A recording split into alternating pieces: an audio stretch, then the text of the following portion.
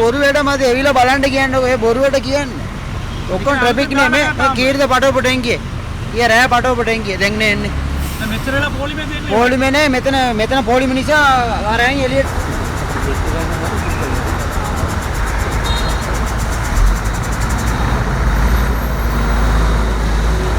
அரசாங்கம் மற்றும் சுங்க திணைக்களத்தின் தவறான பொறிமுறைகளின் கீழ் இயக்கப்படும் கொள்கலன் பரிசோதனை நிலையங்களினால் தமது வாழ்வாதாரம் பாதிக்கப்படும் அவதானத்தில் தாம் இருப்பதாக கொள்கலன் பார ஊர்தி சாரதிகள் தெரிவிக்கின்றனர். இறக்குமதி செய்யப்படும் பொருட்களை கொண்ட கொள்கலன்களை சுங்க நடவடிக்கைகளின் பின் விடுவிக்கும் செயல்பாடு அண்மை காலமாக மிகவும் மந்தகதியில் நடைபெற்று வருகிறது. இதற்கான காரணமாக கொள்கலன்களை விடுவிப்பதிலும் பரிசோதனை செய்வதிலும் சுங்க திணைக்களத்தினால் மேற்கொள்ளப்படும் நடவடிக்கைகளுக்காக ஏற்படுத்தப்பட்டுள்ள பரிசோதனை நிலையங்களின் கொள்ளளவு குறிப்பிடக்கூடிய வகையில் இல்லாமையே இதற்கு காரணமாகும்.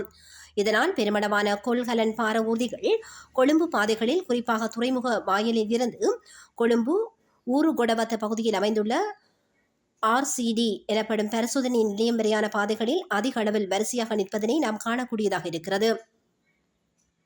இதனால் அப்பாதைகளை பயன்படுத்தும் ஏனைய சாரதிகளுக்கும் அப்பகுதியின் மருங்கில் வாழும் மக்களுக்கும் பாரிய அசௌகரியங்கள் ஏற்பட்டுள்ளன. இதனை தீர்ப்பதற்காக சுங்க திணைக்களம் அறிவித்திருந்தாலும் இந்நிலை தொடர்ந்தும் இருப்பதாக எமது செய்தி சேவைக்கு அப்பகுதியில் இருக்கக்கூடிய மக்களால் தகவல் தெரிவிக்கப்பட்டுள்ளது. தொடர்ந்து பார ஊர்தி சாரதிகள் இவ்வாறு நாட்கணக்கில் வரிசையில் நிற்பதால் உடனடியாக வெளியேற்ற வேண்டிய கொள்கலன்கள் நாள் கணக்கில் வாகனத்தில் வைத்திருப்பதால் தமக்கு கிடைக்க வேண்டிய கொடுப்பனவுகள் பெரிதளவு பாதிக்கப்படுவதாக விசனம் தெரிவித்தனர். இதற்கு சுங்க திணைக்களமும் அரசாங்கமும் விரைவாக ஒரு தீர்வை பெற்றுத்தர வேண்டும் எனவும் இப்பொழுது உள்ள இந்த பரிசோதனை நிலையத்தை போன்று மேலும் பரிசோதனை நிலையங்கள் ஏற்படுத்தப்பட வேண்டும் என்றும் வேண்டுகோள் விடுத்தனர். அவ்வாறு இல்லையில் வேறு தொழில்களை தேடியோ அல்லது வெளிநாட்டு வேலைவாய்ப்புகளை தேடியோ செல்ல வேண்டிய நிர்பந்தத்திற்கு தாம் உள்ளாகி இருப்பதாகவும் அவர்கள் குறிப்பிட்டுள்ளனர்.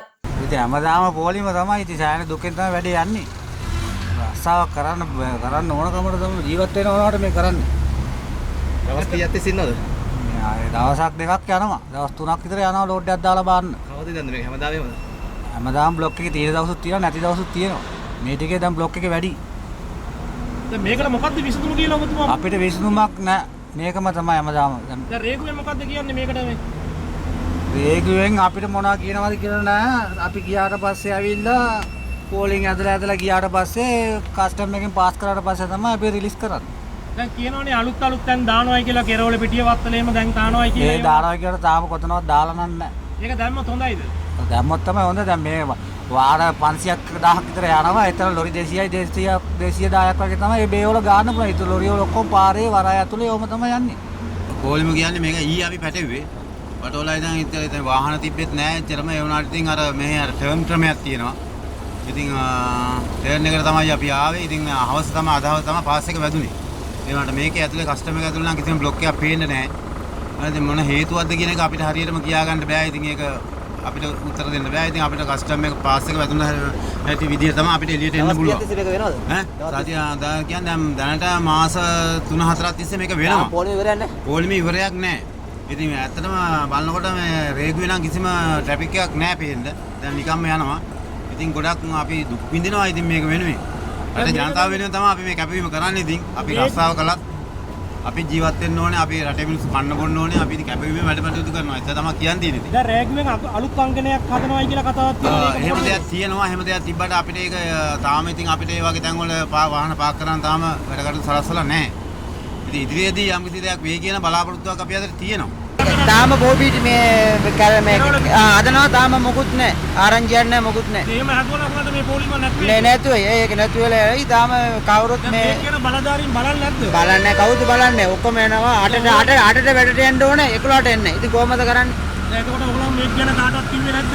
අපිට ගැන කවුරුත් කතා කරන්නේ නැහැ නේ. කවුද එන්නේ? කතා කරන්න කවුරුත් නැහැ. ඔයගොල්ලෝගේ උත්සාහයෙන් කතා කරන්නේ. ඒ වෙලාවට විතරයි. ඌ බෝතලට එනවනේ ඌ වෙලාවට විතරයි එන්නේ.